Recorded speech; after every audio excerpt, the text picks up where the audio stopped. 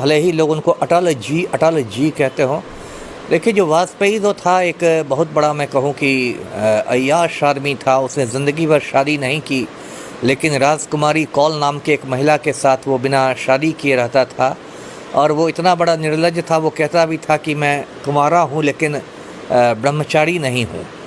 और बाकायदा उसका परिवार था, राजकुमारी कौल उसके साथ रहती थी, उसकी बेटी थी नमिता भट्टाचार्य, वाजपेयी का दामाद था रंजन भट्टाचार्य। और जब वाजपेयी प्रधानमंत्री था तो ये रंजन भट्टाचार्य सत्ता के गलियारों में बहुत दलाली भी करता था, दिल्ली का जाना माना दलाल था।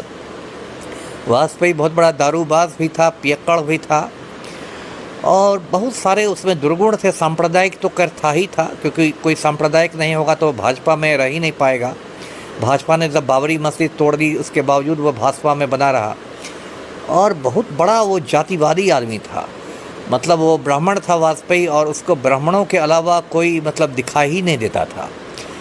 और इसलिए वो प्रमोद महाजन को अपने उत्तराधिकारी के रूप में देखना चाह रहा था, प्रमोट कर रहा था, सिर्फ इसलिए क्योंकि प्रमोद महाजन महाराष्ट्र का ब्राह्मण हुआ करता था।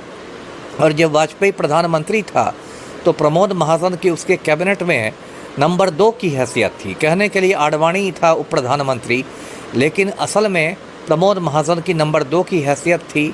और कहते थे कि दिल्ली में यदि कोई एक आदमी दूसरे से कहता था कि आज पीएम का फ़ोन आया था, तो लोग समझते नहीं थे कि पीएम का मतलब प्राइम मिनिस्टर हुआ या पीएम का मतलब प्रमोद महाजन हुआ।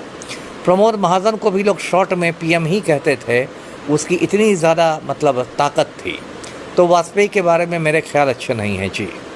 सुब्रमण्यम स्वामी उन पे अय्याशी का आरोप लगाते हैं। 200% सही इल्ज़ाम है। मैंने तो कहा, मैं तो नाम लेकर बता रहा हूँ, राजकुमारी कौल। यदि दर्शक चाहें तो गूगल करें राजकुमारी कौल, तो उनको और विस्तार से पता चलेगा। वाजपेयी ने शादी नहीं की थी, लेकिन दूसरे की वाइफ के साथ उसके संबंध थे। राजकुमारी कौल ग्वालियर के दिनों से ही वाजपेयी के कॉलेज में पढ़ती थी, और बाद में उसकी शादी हो गई, लेकिन वाजपेयी ने उसका पीछा नहीं छोड़ा। जब वाजपेयी एमपी बन गया तो उसके कॉलेज में गया, और ये सब सारी